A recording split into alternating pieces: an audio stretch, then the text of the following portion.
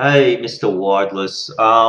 Look, I've decided to do another video response to you because, I asked for clarification of that statement I made, and you've given it to me. So, double thumbs up.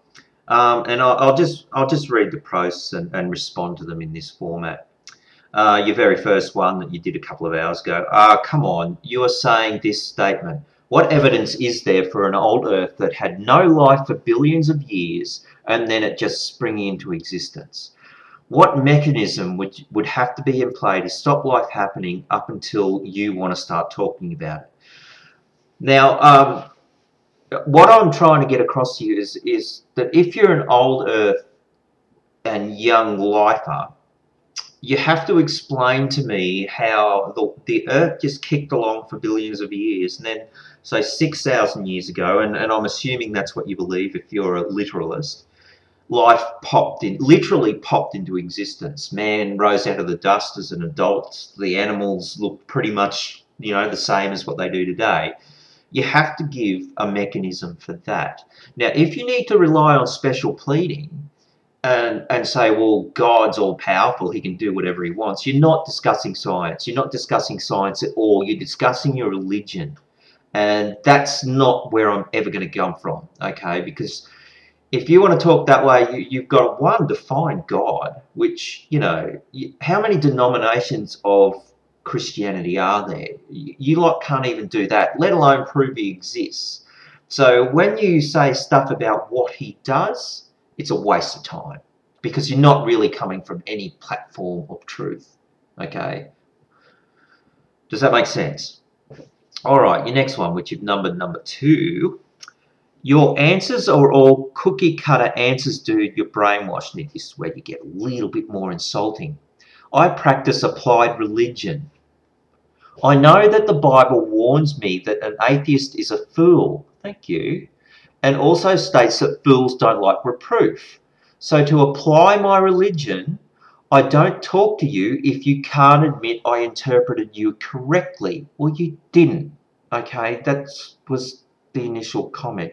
Imagine how calm I am in life because I don't argue with people who can't accept they made a mistake. According to who? You? Do you admit you make mistakes?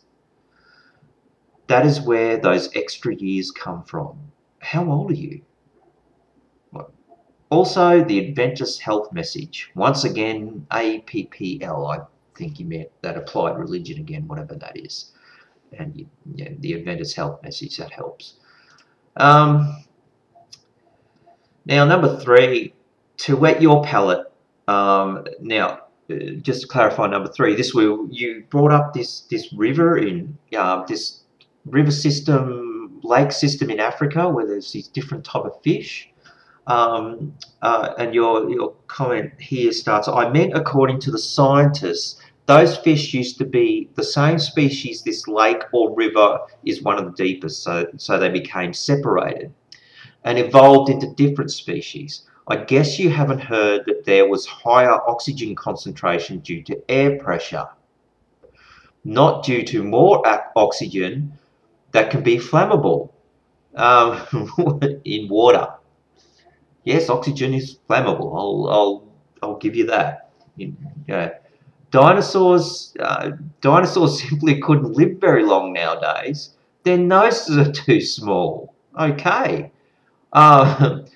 Maybe you could back that up with a little bit of evidence, some theories about that we could refer to.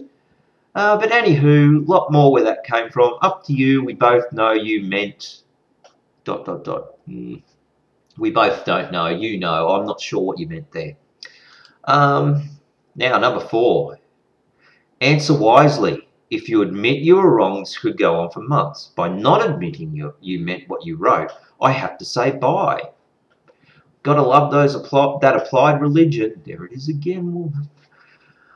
I'm a very calm person. Good for you. I was more than ready to admit I was wrong, then I reread what you wrote. This has happened before with evolutionists. It will happen again. Maybe they start off too strong, not realizing how relentless I am, and they start making dumb mistakes. Then they can't admit it and they say bye. And I say bye, sorry. Well, That's fine. You know, you're the one doing the posts. I can make it easy for you. Piss off! You can say bye if you want. Number 5. P.S. Should I argue facts with inventors of, what did evolutionists invent? Gene therapy? Nah. Lots of Christian geneticists, I'm sure. Are you?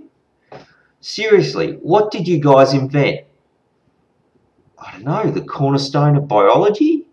Christians invented America. That's kind of good. I live here. Good for you. You're a Christian fucking American douchebag. Am I the only one who realises the job of an evolutionist is to make sense out of stupidity? Pretty much, man. You're the only one. Definitely my next blog post. I will keep an eye out for that. Think about it. I already am. You believe it started out as nonsense and turned into sense. You're hopeless. Do you know what Dunning-Kruger effect is? Look it up, man. Because basically, the only person who doesn't know how badly you're doing is you. But no, keep the post. It's fucking comedy gold, man. It's great.